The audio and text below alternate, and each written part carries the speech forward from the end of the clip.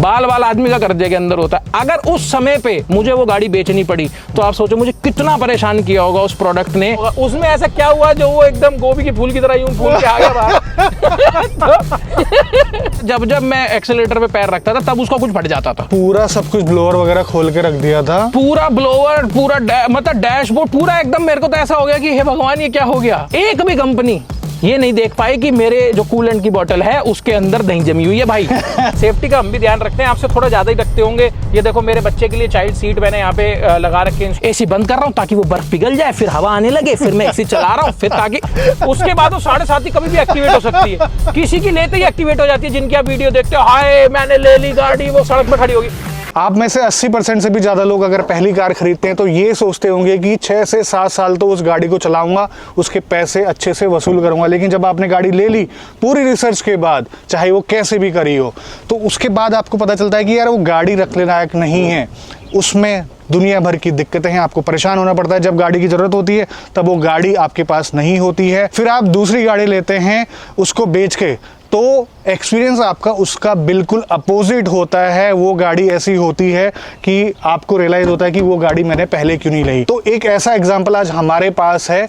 आपको पहली गाड़ी में धोखा ना खाना पड़े उसके लिए आज हमारे साथ हैं भल्ला जी, और उनकी ये हुंडई वेन्यू जो कि 60,000 किलोमीटर चल चुकी है। इससे पहले इनके पास टाटा नेक्सॉन थी पेट्रोल में, और वो भी 60,000 किलोमीटर चली थी। तो ये बहुत अच्छा मौका है दोनों गाड़ियों को कंपेयर करने का, दोनों ब्रांड्स की सर्विस को कंपेयर करने का, और दोनों पावर ट्रेन को कंपेयर करने का, क्योंकि वो पेट्रोल थी और ये इनके पास आज डीजल है। उस टाइम पे बहुत ज़्यादा बातें चलती थी कि यार डीजल मत लो, बंद हो जाएगा, 50 चीज़ें होती है, डीपीएफ के इशू, ये सब चीज़ें। सबसे पहले यही बता दो आप, क्या दिक्कत आई डीपीएफ की आज तक?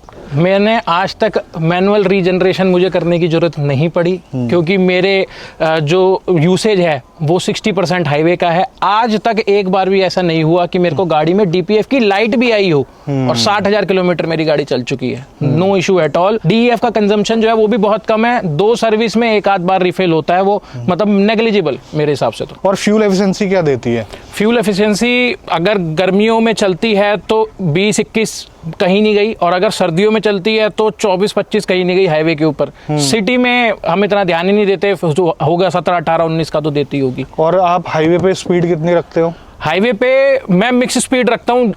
जो हाईवे की स्पीड लिमिट्स होती हैं, 120 है तो मैं 120 चल रहा हूँ, 100 है तो मैं 100 चल रहा हूँ।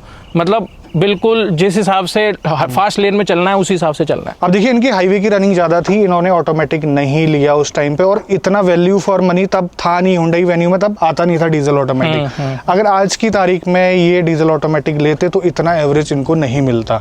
वो कैसे, मैं कभी आपको बढ़िया से एक्सप्लेन करूंगा किसी वीडियो में। अब मुझे एक बात बताओ, ये उस टाइम पे कितने की पड़ी थी गाड़ी? 12.5 lakh on road. Base model है ये। हाँ, बेस मॉडल है डीजल हुंडई वेन्यू का, और इसमें सारे फीचर आते हैं, कोई कमी नहीं है। ऑटो हेडलैम्प भी आती है, इंफोटेनमेंट सिस्टम भी आता है जिसमें कि वायरलेस एप्पल कारप्ले और एंड्रॉइड ऑटो भी है, और बहुत अच्छा चलता है। कोई दिक्कत वाली बात नहीं है। 15 इंच के व्हील हैं इसमें, जो कि आपने आज तक जो है अपग्रेड नहीं करे, और टायर भी वही चल रहे हैं जो साथ में आए थे। स्टॉक की परिभाषा है मेरी गाड़ी। इसके अंदर आप क्या डाल लोगे? मैक्सिमम इस गाड़ी के अंदर जो है वो फुट मैट टले हुए हैं, वो भी मेरी पुरानी टाटा नेक्सॉन के मैंने डाल रखे हैं। स्टॉक जिसे कहते हैं ना, बिल्कुल स्टॉक वो है मेरी गाड़ी। अच्छा, तो उसमें टायर कितने टाइम पर चेंज करवाने पड़े थे नेक्सॉन में?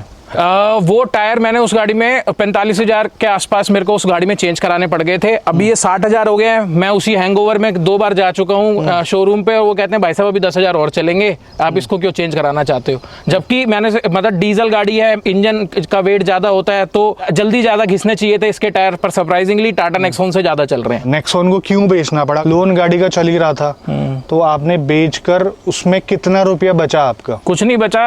इस गाड़ी की डाउन पेमेंट, इस गाड़ी की डाउन पेमेंट बस निकल गई। वो भी इसलिए कि जैसे मैं बेवकूफ बना वैसे ही कई लोग बन रहे थे, तो उस चक्कर में रीसेल मुझे ज्यादा अच्छी मिल गई नेक्सॉन की।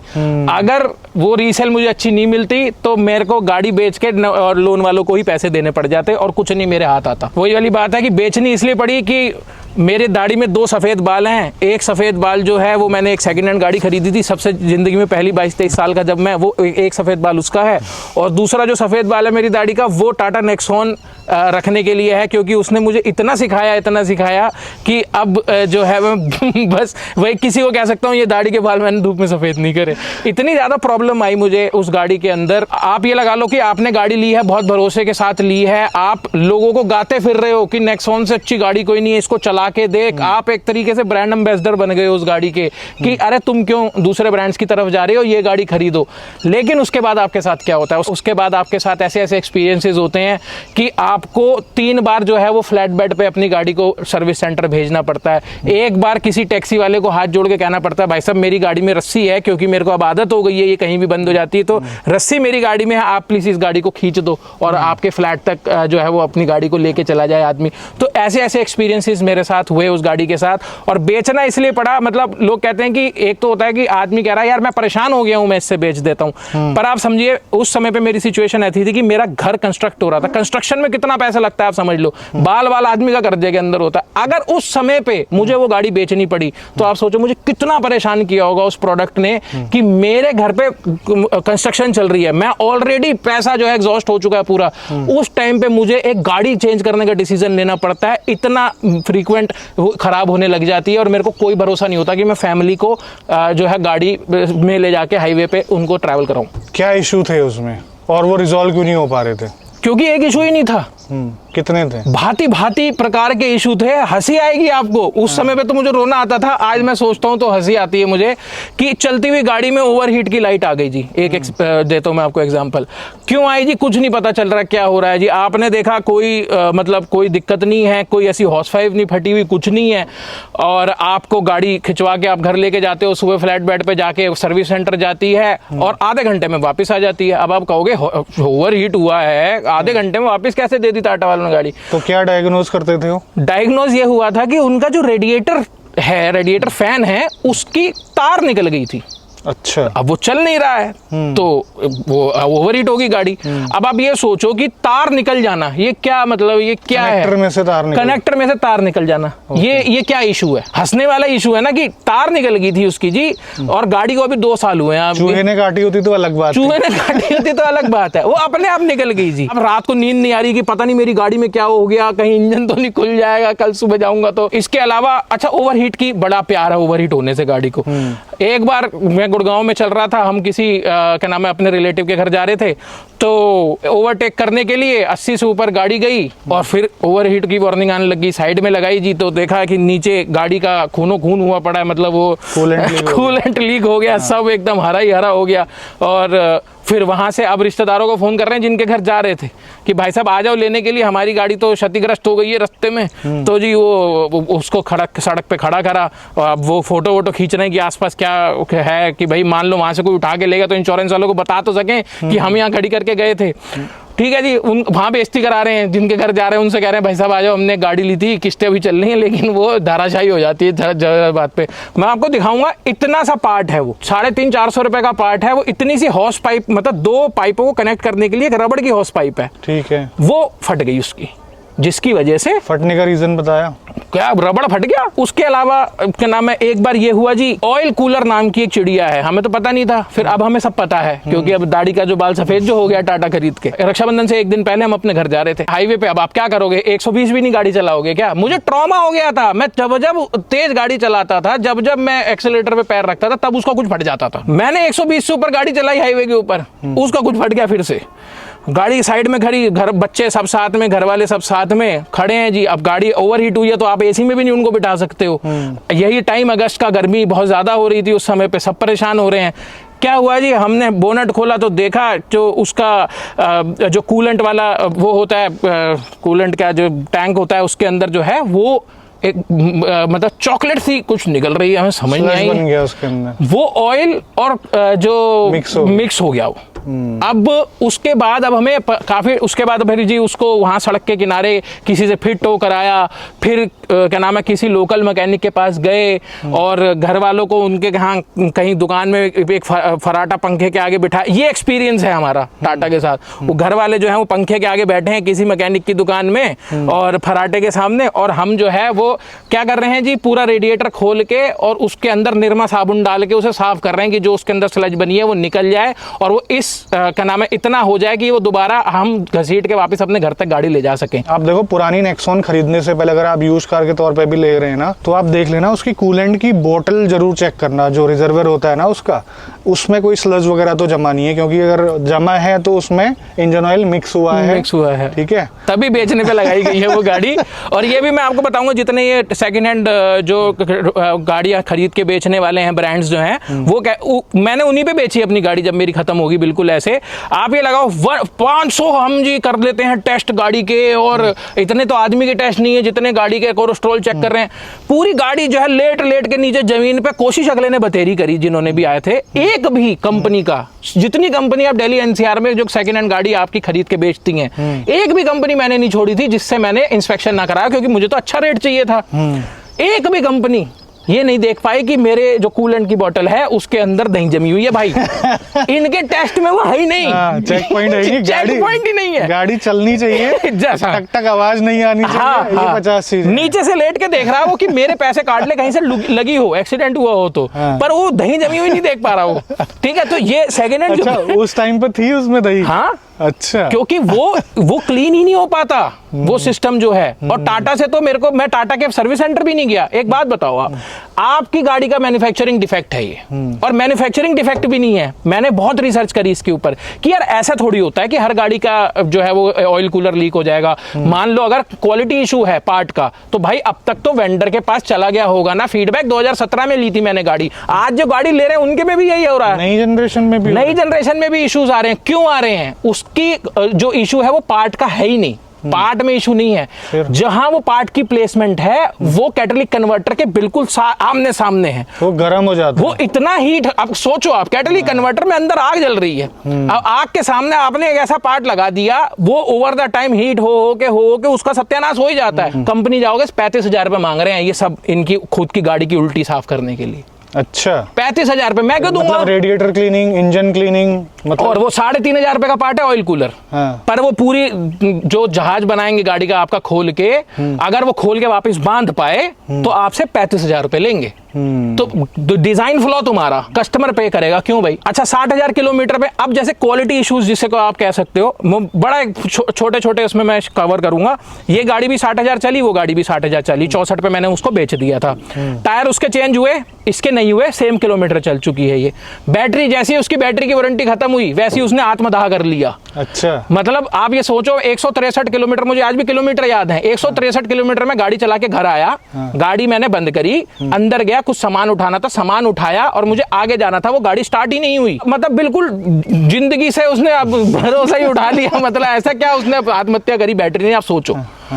उसके बाद फिर उसकी बैटरी बदलवाई, और उसके बाद फिर हम अब इसकी कोई बैटरी अभी तक चेंज नहीं हुई, ना कोई इशू है, ना कोई साइन है कि बैटरी के अंदर कोई दिक्कत आएगी। वैसे भल्ला जी तो पहले से इन्वॉल्व यूज करते हैं, इन्वॉल्व के बहुत बड़े फैन हैं, लेकिन आज हम इनकी गाड़ी में एक स्पेशल फ्रेग्रेंस डालने वाले हैं, और ये परफ्यूम भी थोड़ा सा अलग है। 2 बार स्प्रे कर दिया इसमें हमने, और इस परफ्यूम का नाम है क्रिस्टल रेन। और इसकी खास बात पता है क्या है? इस बारिश के मौसम में ये आपको थोड़ा सा स्पेशल फील करवाएगा, और इसकी जो फ्रेग्रेंस है काफी सूदिंग है, आपको रिफ्रेश कर देगी। गाड़ी के अंदर जितने भी पैसेंजर है उनको ये पसंद आएगा, आपकी फैमिली अगर बैठती है तो उनको भी पसंद आएगा। आपने परचेज करना है तो डिस्क्रिप्शन में मैंने लिंक दिया हुआ है, और ये जो QR कोड आ रहा है स्क्रीन पे उसको स्कैन करके आप परचेज कर सकते हैं। एसी की प्रॉब्लम, उसका थर्मोस्टेट खराब हो गया। अब ये मुझे इसलिए पता है थर्मोस्टेट खराब हुआ था क्योंकि वही ये जो गाड़ी का बाल सफेद हुआ है, उन्होंने कहा सर ये होता रहता है, मतलब आपकी गाड़ी चल गई है, 3 साल हो गए हैं, तो इसकी गाड़ी की एसी की सर्विस होगी, एसी की सर्विस होने के बाद सब सही हो जाएगा। मैंने कहा ठीक है जी।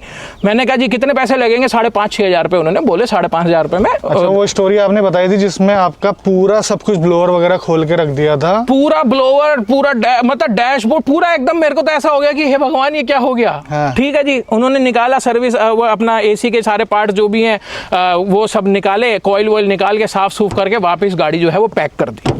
ठीक है जी, पैक कर दी गाड़ी, अब तो सब सही हो गया। सर्विस सेंटर की आप बात सुनोगे, गाड़ी मेरे हाथ में जो है, ये वाली सर्विस कराने के बाद मेरे हाथ में जो है वो डॉक्यूमेंट है जी कि आपके पास गेट पास है, ले जाओ, आपने पैसे दे दिए, बड़ी बड़ी खुशी की बात है, चले जाओ जी। ठीक है जी, मैंने गाड़ी स्टार्ट करी, मैं बाहर ले गया, फिर मुझे महसूस हुआ, मैंने उनसे कहा, मैंने कहा भाई साहब आपने जो ये खोला था पूरा, इसमें इससे पहले आपने मेरी गाड़ी की जो एसी की गैस थी वो निकाली थी। वो आपने वापस डाल दी। तो किसी ने मुझे इस चीज का जवाब नहीं दिया और आपस में पता नहीं लोग भागने लगे। और भागते हुए मैं क्या देख रहा हूँ कि गेट से वापस मेरी गाड़ी अंदर लेके आई जा रही है। और क्या कहते हैं उसके अंदर वापस, मतलब आप समझो कि ओके, आपने एसी चेक नहीं करा था कि काम कर रहा है नहीं कर रहा है? उन्होंने मुझे गेट पास दे दिया, कह रहे सर सर्विस हो गई। ओके, मैं गाड़ी के मतलब कूलिंग नहीं कर रहा था उस टाइम? मुझे ऐसा लगा कि कूलिंग नहीं कर रहा। तो मैंने कहा ये आप, और फिर मुझे याद आया क्योंकि क्या है कि मतलब आप टाटा की जब गाड़ी खरीदते हो ना तो आपको ध्यान रखना पड़ता है कि वो क्या कर रहे हैं। इतना बड़ा सर्विस गैप है, आप समझो कि Hyundai के अंदर मैं घर पे बैठता हूँ, घर से पिकअप होती है, घर से और घर वापस आ जाती है। उसके बीच में गाड़ी के साथ क्या हो रहा है, एक एक वीडियो मेरे पास आती है, व्हाट्सएप का ग्रुप क्रिएट होता है। ऑयल डालते हुए वीडियो आती है, ऑयल निकालते हुए वीडियो आती है, कूलेंट डालते हुए वीडियो आती है, जो जो टॉप अप करते हैं वो टॉप अप करते हुए वीडियो आती है। This is the service quality जिससे मैं सेटिस्फाइड हूँ आज अपनी गाड़ी से। वहां पे टाटा में अगर आप उसके साथ नहीं खड़े हो या देख नहीं रहे हो तो अब आप ये सोचो मुझे कैसे पता कि उसने गैस जो है वो कलेक्ट करी थी।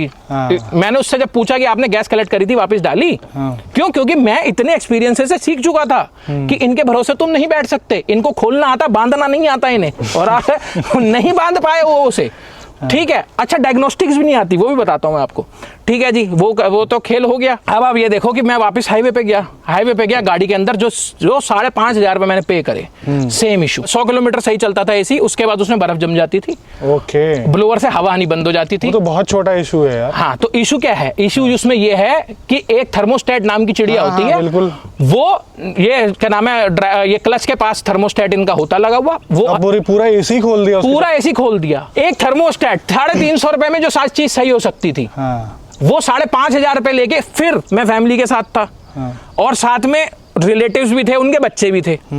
अब मैं सारे रास्ते क्या खेल रहा हूँ, खेल रहा हूँ, एसी बंद कर रहा हूँ ताकि वो बर्फ पिघल जाए, फिर हवा आने लगे, फिर मैं एसी चला रहा हूँ, फिर ताकि ये है जिंदगी के जो मेरी दाढ़ी के 2 बाल सफेद हुए उनमें से एक ये टाटा की करामात है।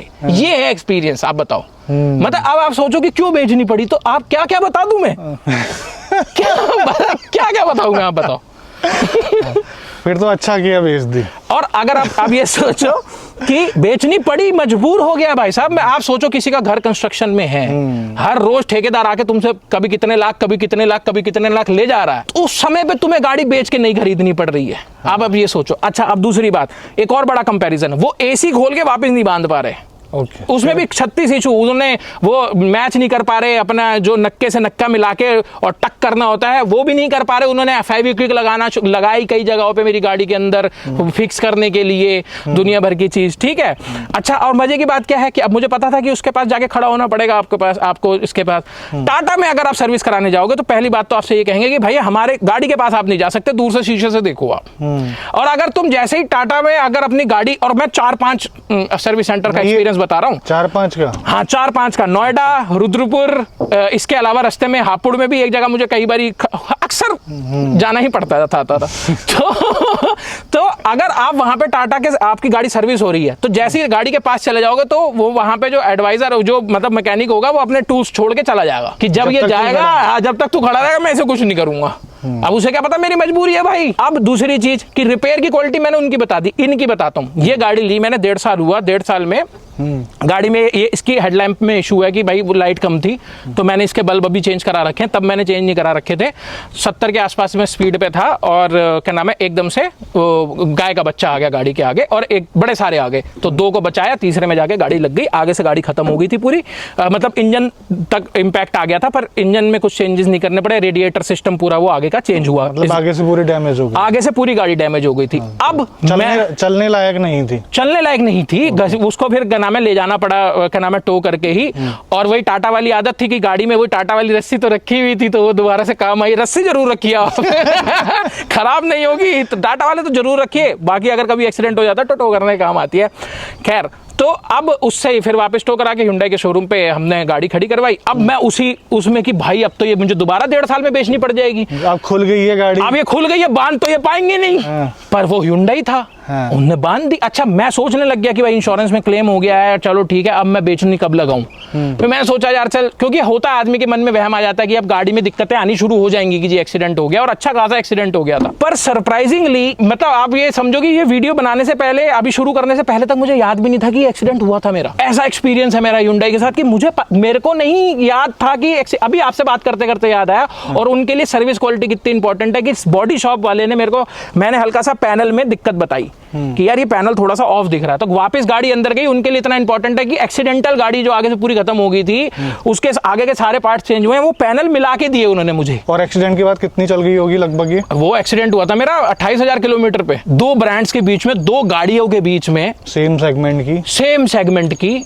मतलब मेरे को, और मैं तो ये सोचता हूँ कि ये गाड़ी तो तब भी आती थी, तब क्यों नहीं ली मैंने? अब देखिए डीजल लेने के बाद ये रियलाइज हुआ था कि मैंने पेट्रोल लेके गलती करी। मेरे को तो ऐसा लगता है कि जब आदमी पहली गाड़ी खरीदता है तो उसको अंदाजा ही नहीं होता कि वो कितने चलेगा, इसलिए आदमी क्या कहता है मैंने इतना चलना कहाँ है, पेट्रोल ले लेता हूँ। जितनी भी वीडियो सर्च करेगा, अगर आप इतना चलते हैं, क्योंकि गाड़ी लेने से पहले चल कहाँ रहा होता है आदमी, प्लान बनाता है कहीं जाने से पहले कि गाड़ी बुक करनी पड़ेगी या जी बस से या ट्रेन से जाना पड़ेगा, क्योंकि वो ईज नहीं होता ट्रांसपोर्टेशन में।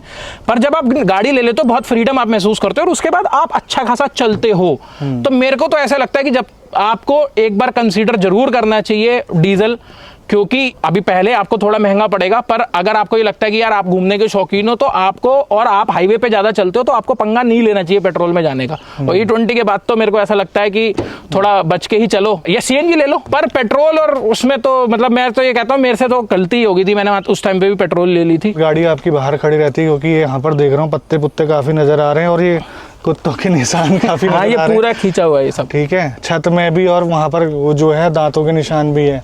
तो ये बताओ कहीं से रश लगने की कोई प्रॉब्लम है? कोई प्रॉब्लम आप ये सोचो, ये तो पूरी गाड़ी में कुत्तों ने चारों तरफ से मारा हुआ है। दिख रहा है हर तरफ से, मतलब इसमें खेलते हैं। ये शीशा भी कुत्तों ने तोड़ा हुआ है, ये चढ़ के इस पे ऐसे चढ़ते हैं, खेलते हैं, पीछे से उतर जाते हैं। ये बच्चों के लिए ये उनका खिलौना है ये। और साथ में ये रीपेंट, मतलब ये तो नया पार्ट है, मतलब ये कंपनी से नहीं पेंट होके नहीं आया ये वाला पार्ट। ये इन्होंने वो जब ये बोनट चेंज हुआ जब एक्सीडेंट के बाद, तो ये बोनट पूरा चेंज हुआ, इन्होंने सर्विस सेंटर वालों ने पेंट करा। इस पे तक कहीं रस्ट नहीं है जो सर्विस सेंटर वालों ने बाद में पेंट किया है। गाड़ी बाकी पूरी गाड़ी का तो छोड़ दो, उसमें इतनी रस्ट की प्रॉब्लम थी कि मुझे एक मैंने WD-40 रखा हुआ था और एक मैंने हल्का सा वो पेंट वाला रखा हुआ था। पहले WD-40 मार के उस जहाँ से रस्ट आनी शुरू होती थी उसको मैं पोंछता था और उसके बाद उस पर हल्का पेंट मारता था। लेकिन कहानी ये है कि वहाँ ऊपर से रस्ट नहीं आती थी, अंदर से आती थी। अब इस गाड़ी को चलाते चलाते बात करते हैं कि अभी 60,000 किलोमीटर चलने के बाद ये कैसी चल रही है। एक और बात जो है भल्ला जी भूल चुके हैं इस गाड़ी के बारे में, ये गाड़ी आधी कैलाश भी होके आई है। यार सही बात है, ये तो मैं भूल ही गया था, आधी कैलाश तक हो ये गाड़ी और कोई इशू नहीं आया, कहीं फंसी नहीं। एक गाड़ी आपने ली है सेम प्राइस में और आप उसको चला रहे हैं, चलाते वक्त आपको दुख हो रहा है। दूसरी गाड़ी जब आप उसको चला रहे हैं, चलाने में आपको मज़ा भी आ रहा है और दुख नहीं हो रहा है। दुख नहीं क्यों हो रहा है? क्योंकि आपका ज़्यादा खर्चा नहीं हो रहा है। जैसे बता रहे थे कि यार 20+ एवरेज तो हमेशा रहता है इस गाड़ी का। मान लीजिए 12 लाख की गाड़ी ली है, 20+ का एवरेज दे रही है, फीचर सब कुछ मिलते हैं और ज़्यादा खर्चा नहीं करा रही है, तो और क्या मतलब, और चाहिए क्या? फीचर आप देख लो, इसमें आपको TPMS भी मिलता है, प्लस सीट हाइट एडजस्टमेंट वगैरह सब कुछ है। और मुझे लगता है कि आपने ये कम टाइम पे नेक्सॉन से अगर हम कंपेयर करें तो कम टाइम पे ज़्यादा चलाई है। हाँ, कम टाइम पे ज़्यादा चली है। और आप मेरा एक्सपीरियंस इससे ही देख सकते हो कि मतलब इस गाड़ी से मैं क्या क्या कर चुका हूँ, कहाँ कहाँ जा चुका हूँ, सर्विसेज किस हिसाब से हो रही हैं, मेरे को कुछ याद नहीं है। इतना टेंशन फ्री हूँ मैं इस गाड़ी के लिए कि जब ये दिखाती है भाई सर्विस पे चले जाओ, तब मुझे स्ट्रेस लेना पड़ता है कि अच्छा यार चलो मैं फ़ोन करता हूँ, वो पिकअप करा लेंगे और वो चला जाएगा। और इतना चला चुका हूँ मैं इसको, मतलब कि डेली हाईवे पे अक्सर मतलब मेरे को जाना ही होता है। और ऐसा नहीं है कि मतलब सेफ्टी वाइज मुझे कोई कॉम्प्रोमाइज़ लगता है, क्योंकि सबसे बड़ा सेलिंग पॉइंट जो है टाटा के उसके नेक्सॉन के साथ है कि जी मतलब 5 स्टार रेटिंग। सेफ्टी का हम भी ध्यान रखते हैं, आपसे थोड़ा ज़्यादा ही रखते होंगे। ये देखो मेरे बच्चे के लिए चाइल्ड सीट मैंने यहाँ पे लगा रखी है, इंस्टॉल कर रखी है यहाँ पे। तो ऐसा नहीं है कि सेफ्टी वाइज ना मैं कंसर्न हूँ और मेरे को सेफ्टी में आंखें बंद कर रखी है। अब मेरा एक्सीडेंट भी हुआ हुआ, 70 की स्पीड पे आगे जो है वो आ गया। ब्रेकिंग इतनी इसकी अच्छी है कि गाड़ी में संभाल पाया, हैंडलिंग भी अच्छी है, साथ में अंदर इम्पैक्ट भी मुझे कुछ पता नहीं चला। तो मतलब काफ़ी अच्छा सेफ्टी वाइज भी मेरे को फील होता है। 6 एयर बैग्स इसके अंदर आ रहे हैं उस टाइम से ही। तो मतलब ओवरऑल मेरे को तो ऐसा गाड़ी बदलने की जरूरत ही नहीं लग रही। वर्क हॉर्स है ये एक तरीके से मेरे लिए, एवरेज अच्छा दे रहा है। तो मुझे तो अब है कि अपग्रेड करना होगा, तो कोई बड़ी गाड़ी फैमिली के लिए लेनी होगी तो भी मैं इसको बेच के नहीं लूँगा। थोड़ी सी आपको जो है वो सर्विस हल्की सी आपको इसकी ऑन द अपर हैंड मिलेगी बाकी ब्रांड से। जैसे मान लो अगर मैं सब कुछ अगर एवरेज की बात मैं करूँ और रिपेयर की बात हटा दूँ और टाटा की सिर्फ नॉर्मल सर्विस की मैं बात करूँ तो मैं उसको 6-1 हज़ार में कराता था और ये मैं 8-1 हज़ार में कराता हूँ। पर अब उसमें आप डीजल और पेट्रोल का भी फ़र्क डाल लो, थोड़ा सा अब वो वाला भी फ़र्क है। तो आप ये लगा लो 1000-1500 के आसपास का जो है ओवरऑल आपको ओनरशिप में जो है वो थोड़ा सा एक्सपेंसिव बस ये पड़ सकता है। इसके अलावा on top of my mind ऐसा अब मैं नेट पिकिंग करने लगूँ तो 2-4 चीज़ की इसमें हैंड रश दे देती जी, उसमें अब वो मॉडल चेंज होते रहते हैं, नए मॉडल आते रहते हैं, तो वो मैं नेट पिकिंग नहीं करूँगा। मेरे लिए तो यही बहुत बड़ा प्लस है कि बेस मॉडल के अंदर भी इन्होंने उस टाइम पे एप्पल कारप्ले वायरलेस दे रखा है। तो मतलब वो फैंटास्टिक चीज़ है मेरे लिए, जो मेरे को हाईवे पे बहुत ज़्यादा एड करती है। ऑटो हेडलैम्प है यार। हाँ, ऑटो हेडलैम्प है इसके अंदर। आप देखो एक और पॉइंट है जो ओवरऑल इंटीरियर की क्वालिटी है, मतलब एक तो होती है कि जी कैसा दिख रहा है वो सब, वो तो चेंज होता रहता है, लेकिन जो मटेरियल की क्वालिटी है वो कंपैरिजन में बहुत अच्छी है टाटा से। क्योंकि गाड़ी जो है वो बाहर से ही इंजन से वियर नहीं होती, अंदर से भी वियर होती है ओवर द टाइम जब आप इतना यूज कर लेते हो। ये तो खैर वेन्यू है। हाँ। ये वेन्यू है। इनकी जो इओन है ना, हाँ। उसकी क्वालिटी देखना आप। हाँ। जो मटेरियल है उसका प्लास्टिक, उसकी क्वालिटी देखना। जो इनकी i10 आती थी पहले, आज से 10 साल पहले, 15 साल पहले, जो फर्स्ट जनरेशन i10 का, उसकी क्वालिटी देखना। सेंट्रो जो कभी कभार आपने रोड में चलती हुई देखेगी, उसके अंदर की क्वालिटी देखना। उस टाइम पे भी इनका जो है ना बहुत ध्यान था, मतलब मटेरियल सिलेक्शन में। आप इसका गियर नॉब देखो, आपको आज भी लगेगा कि बिल्कुल मतलब इसमें क्या ही वियर आउट हुआ होगा। और वहीं मेरे पास नेक्सॉन थी, उसके रबड़ के छिलतड़ निकलने से लगे थे। मेरे पास अगर कुछ वीडियो होगी तो मैं शेयर करूंगा। अब देखो गियर नॉब है, वो भी 60-65 हज़ार चली, तो बराबर ही लगा होगा ना। 6 ही गियर उसमें थे, 6 ही गियर इसमें थे, बराबर ही यूज हुआ होगा। उसमें ऐसा क्या हुआ जो वो एकदम गोभी के फूल की तरह यूं फूल के आ गया बाहर। ओवरऑल क्वालिटी वाइज मुझे ऐसा लगता है टाटा की गाड़ी जो है ना आदमी खरीदता है तो 7.5 ही खरीद लेता है, उसके बाद वो 7.5 ही कभी भी एक्टिवेट हो सकती है। किसी की लेते ही एक्टिवेट हो जाती है, जिनकी आप वीडियो देखते हो, हाय मैंने ले ली गाड़ी, वो सड़क पे खड़ी होगी, तो उसने लेते ही उसकी एक्टिवेट होगी 7.5। किसी की 1-1.5 साल बाद, 2 साल बाद एक्टिवेट होती है, होगी जरूर, वो 7.5 ही होगी जरूर एक्टिवेट। अब आप ये देख लो, ये सिंपल सी बात मेरे को तो समझ में आई है। फ्यूल एफिशिएंसी आप यहाँ पर देख सकते हैं, जो है अच्छी खासी आ रही है, ऑलमोस्ट 20 टच करने वाली है गाड़ी। अच्छा, सस्पेंशन के मामले में मुझे हाईवे पर लग रहा है कि यार सस्पेंशन इसके और अच्छे हो सकते थे, क्योंकि आप देख रहे हो ना अंडुलेशंस में कैसा ये बिहेव कर रहे हैं। और ये आपने नोटिस करा होगा किया और हुंडई की सभी गाड़ियों में ज्यादा लोड होगा तो इसमें ट्रैवल काफी कम बचता है, और उसके बाद ये शॉप को एब्जॉर्ब करने की बजाय आपकी बॉडी को ऊपर को धकेलते हैं। ऐसा फील हो रहा है? हाँ, नहीं मतलब जो टाटा के अंदर 2 चीज़ें हैं जो मैं मिस करता हूँ जो इस गाड़ी के अंदर होती। एक तो जो सस्पेंशन गेम टाटा का है वो टॉप नॉच है, मतलब वो ऐसा लगता है कि इंडियन रोड्स के हिसाब से ही बनाई गई हैं गाड़ियाँ, और उनको पता है कि कैसे सस्पेंशन, मतलब वो उनका गेम है। और उस दूसरा जो स्टीयरिंग वाला जो फीडबैक आपको मिलता है और जो ओवरऑल हैंडलिंग मिलती है वो मैं मिस करता हूँ कि अगर मतलब ये वो उसको मैच कर पाते या आसपास भी थोड़ा होता तो भी ज़्यादा मज़ा आता। पर ये है कि हाँ, ये 2 चीज़ें जो मैं टाटा की तारीफ के लिए मैं बोलूँगा बिल्कुल। अब देखो आज की तारीख में तो डर बैठ गया है पेट्रोल के लिए, तो आदमी ज़्यादातर डीजल और सीएनजी प्रेफर कर रहा है। उस टाइम पे अलग डर था कि डीजल कुछ टाइम के बाद बंद होने वाला है, सारी गाड़ी जो है पेट्रोल में आएगी। अगर आपको एफिशिएंसी चाहिए तो आप सीएनजी पे जाओ। ऊपर से मारुति ने बंद कर दिया, रेनो ने बंद कर दिया, बहुत सारे ब्रांड ने डीजल बंद कर दिया। तो उस टाइम पे हिम्मत दिखाना एक डीजल गाड़ी को लेने के लिए वो अपने आप में एक बहुत बड़ा डिसीजन था। डीजल वालों ने पहले भी मजे लिए हैं, वो अभी भी ले रहे हैं, सीधी सी बात ये है।